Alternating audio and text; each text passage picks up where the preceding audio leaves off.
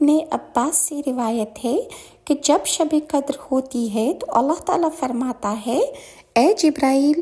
ملائکہ کی ایک جماعت کے ساتھ زمین پر جاؤ۔ تو حضرت جبرائیل علیہ السلام ملائکہ کی ایک جماعت لے کر ایک سبز علم کے ساتھ اترتے ہیں اور کعبہ شریف کی چھت پر وہ علم